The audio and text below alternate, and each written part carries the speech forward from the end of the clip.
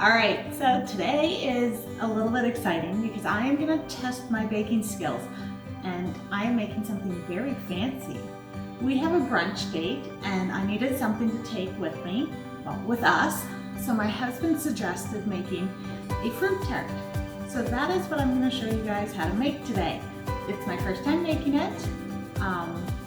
It looks easy enough, but we'll see how it actually turns out. So, let's get going and see how this will work today.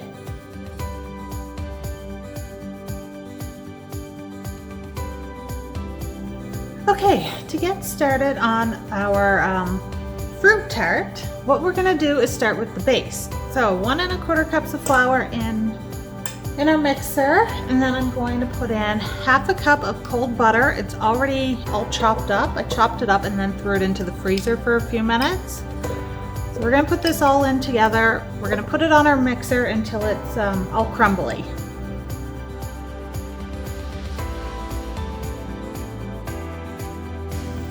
So our flour and our butter look pretty good. It's nice and coarse, it's crumbly. That's exactly how it should look. So now what we're gonna do while it's still mixing, I'm gonna add about a teaspoon, 1/2 teaspoon to a teaspoon of lemon zest with just a tiny squeeze of lemon juice in it. And I am also gonna add about 3 tablespoons of ice cold water.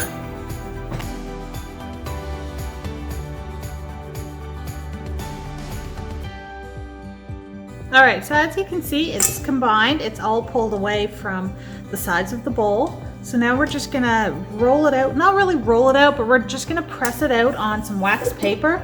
And then this has to go into the fridge for about a 1/2 hour.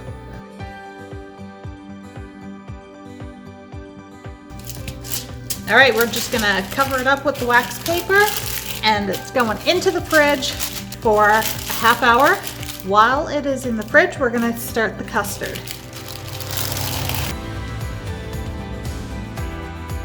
Now, to make our custard, we are gonna add 3/4 cups of sugar with a 1/2 cup of flour and 1/8 of a teaspoon of just table salt. We're gonna mix that together. Okay, I know it looks like I'm mixing it a lot, but I really want to make sure that the flour, the sugar, and the salt are well mixed together and looks well combined. Anyway, now before we start heating it, we're going to pour in 2 cups of whole milk, and then we're going to start heating it.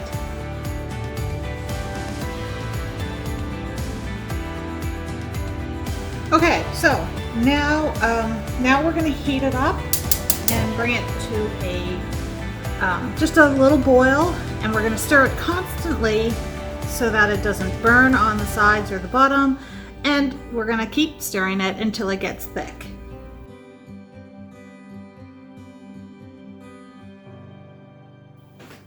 Okay, so as you can see, it's pretty thick, so I'm going to turn off the heat. And what I'm gonna do is I have 2 slightly beaten egg yolks here. I'm gonna pour in a little bit of this milk mixture into it so that we don't scramble the eggs, and I'm gonna do it really slowly, and then we're gonna pour it back into the pot as well.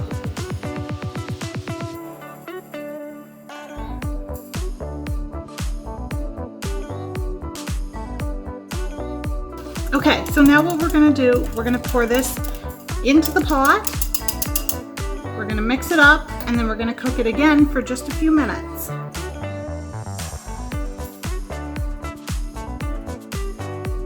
So I have my burner on low for now.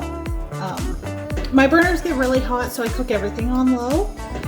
I'm just gonna mix it, cook it. I'm gonna cook it for only about a minute or so.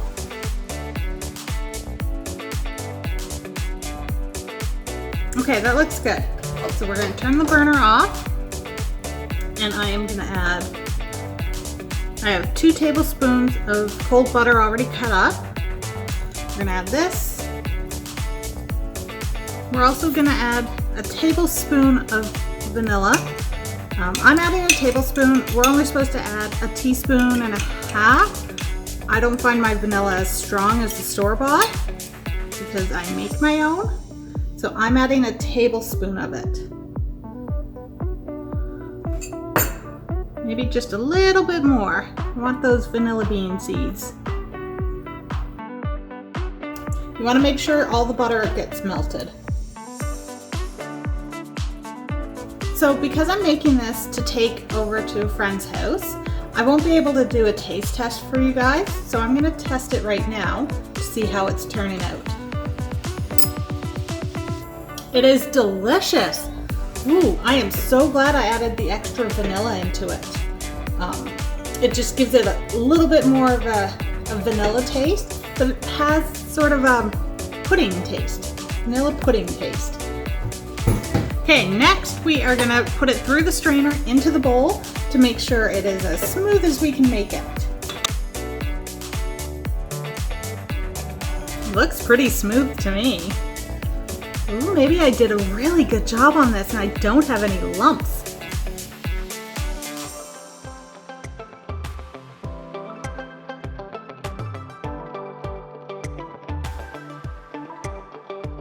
Beautiful. Oh wow, look how silky smooth that is. Okay. So next, this needs to go into the fridge for, I don't know, I think an hour till it's cooled. But before we put it in the fridge, we put plastic wrap on it so that it doesn't form a skin on the top of the custard. Okay, now we're gonna put this in the fridge until it's cooled. Next, we are gonna roll out our dough. It's been in the fridge for probably an hour, maybe. So I took it out for 20 minutes or so, just so it can warm up a little bit. I have my special little tart pan that has the removable bottom. I've already put butter and flour, so it's ready to go. So let's roll this out and get it in our little tart pan.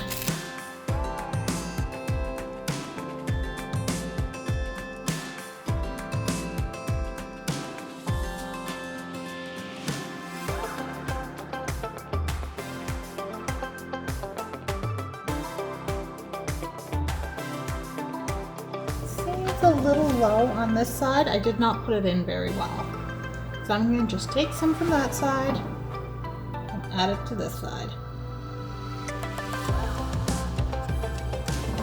It's going to have filling in it. You'll never even know that I did that.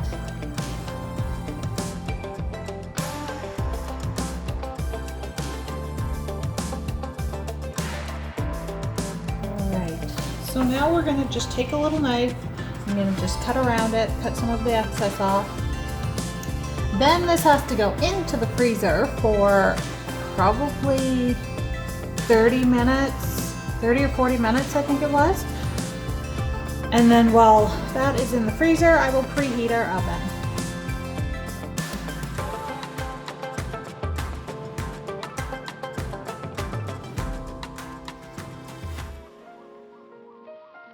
Okay guys, I just took our pie shell out of the freezer. Now I'm going to put some little holes in it.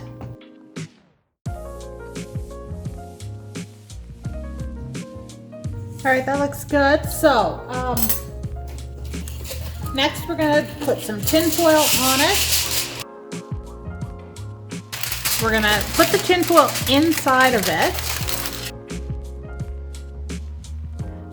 Before I took the pie shell or the tart shell out of the freezer, I started preheating the oven to 425 degrees Fahrenheit. So now that I am almost done with the tin foil inside our tart shell, I'm going to press it all down and we are going to add a bag of rice to it. So the reason I'm adding a bag of rice to it is it's supposed to act like pie weights and keep your shell from shrinking and from getting air bubbles in it while it's baking. So let's hope this works.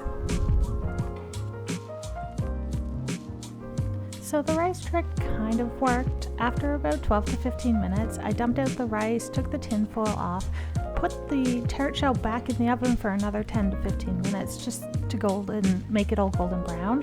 But as you can see, it's still kind of shrunk. It pulled away from the edges, but it's not all bubbled up and it looks pretty good. So let's get it filled. This recipe is more like a 2-day recipe.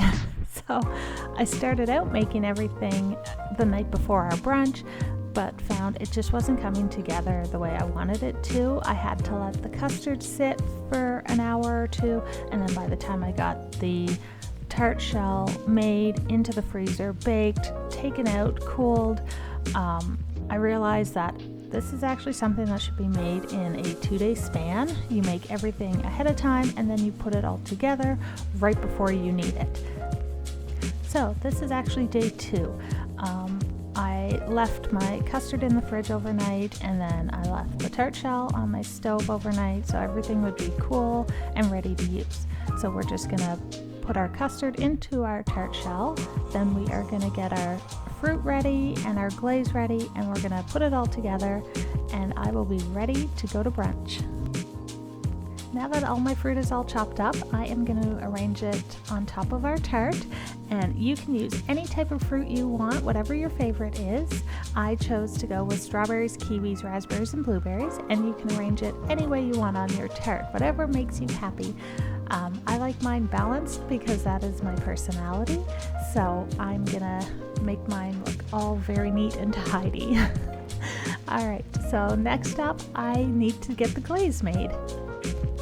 For the glaze, what I did is I used apricot pineapple jam. I couldn't find just plain apricot, and I put it in a saucepan. I added some water. I heated it up just to thin it all out, and while it is still warm, I am going to brush it on top of all the fruit on the tart. Now, the one thing I did learn after doing this was that do not put too much of it on. It will all start to kind of run into the middle and then pool, and then it makes everything soggy. So just put a really light brushing on top of all the fruit just to give it a shine. So once I'm done brushing it onto the fruit, then I am going to pop it into the fridge for a few minutes and get ready to go to brunch. Wow. All I can say is I have finally made that picture perfect dessert. It turned out beautifully. I can't cut it and taste it right now because again, we're taking it for brunch with some friends, so I don't want to cut into it yet. But I can tell you the little bits I have tasted while putting this all together were perfect. I loved it. It's like a vanilla pudding inside, called a custard, and then all the fruit on top. It's most of my favorite fruit and the stuff that looks pretty, of course. And then the glaze is the apricot pineapple jam that is just warmed up, and then I had to add a bunch of butter. I had to add water to it to thin it out. It just wasn't thin enough. But once I got it to a good consistency and I put it on, it turned out perfect. So this one was surprisingly easy to do. It was very tedious. I did have to do it over 2 days, but it was well worth it. I'm glad I tried this. I've never made it before, so this was really cool to me. So that's it for today. Remember to hit that like button, the subscribe, and the notification bell, and I will see you for my next recipe.